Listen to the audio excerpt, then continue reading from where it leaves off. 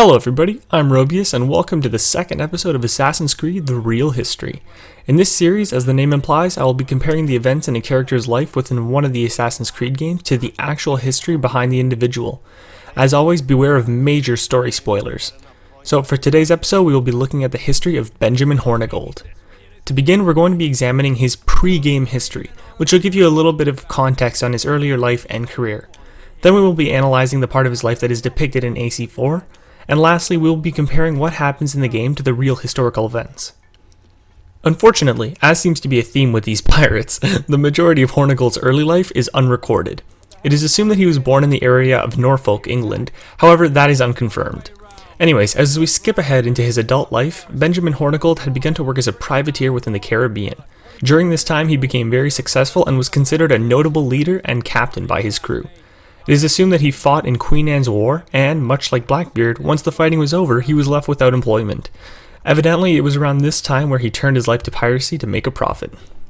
As a pirate, he found much success, using his 30-gun sloop named the Ranger as his main vessel when he attacked merchant ships.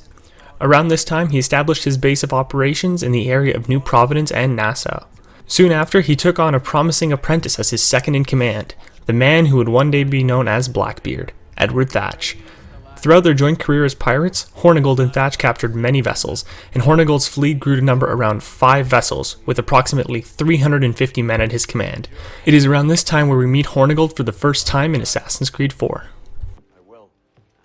Moving on to the in-game history, although he was a fierce and powerful captain, Hornigold had a certain way of dealing with his victims. Much like Blackbeard, he was known as being rather understanding and never seemed to have executed any of his prisoners, simply because his goal was not one of cruelty but rather one of profit.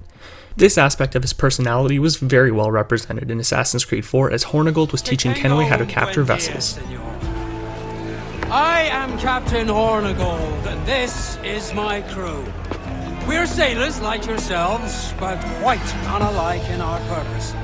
For we intend to take all that you own. Yet no harm shall befall any man so long as he remains at ease. Is that clear? No me mate, señor. Tengo familia. Se lo suplico. Anyone speak English? English? Little bit.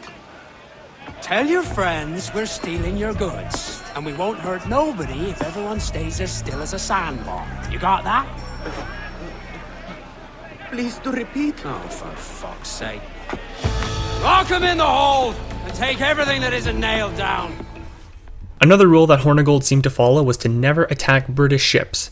It is debated that his reason for doing this was perhaps so that he could pretend like he was still a privateer, simply attacking enemies of the British, or maybe so that he would not incur the wrath of the British Navy. Either way, his crew soon grew tired of the ideal, since they were giving up the opportunity to capture some valuable products. Eventually, his crew voted to attack a British ship, and when Hornigold opposed, he was replaced as captain during a mutiny. Having lost the majority of his men and his fleet, with only a few pirates and a small sloop at his command, Hornigold tried to continue his pirate career for a while without much success. In late 1717, the governor of the Bahamas, Woodes Rogers, came to offer a pardon for pirates, offered by the King of England. Like many others, as an ex-privateer, Hornigold decided it would be best if he took the pardon. This past section, including the mutiny delivered by his crew, is rather differently represented in AC4. In the game, his crew does not turn on him, but he quite simply accepts the pardon, since he was tired of the lack of order within the Pirate Republic of Nassau. Anyways, back to the real history. Soon after, he resumed privateering under the command of Woodes Rogers. However, this time he was employed with the task of pirate hunting.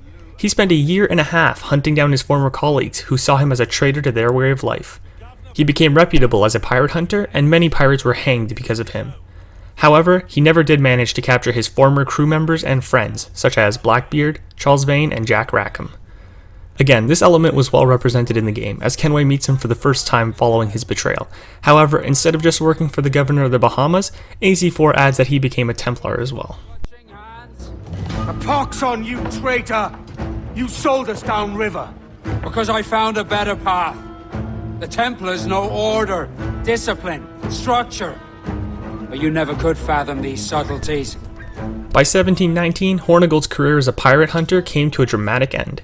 Once again, it is debated exactly how this happened, but some accounts claim his ship ran ashore during a hurricane and that he and his men perished there. However, there are also other accounts that say his ship was wrecked on a reef and that he and his crew drowned afterwards. Either way, it is agreed that it was around this time when he died. Once again, this part of history was slightly altered for AC4, as his ship does run aground, but only after Edward chases him there.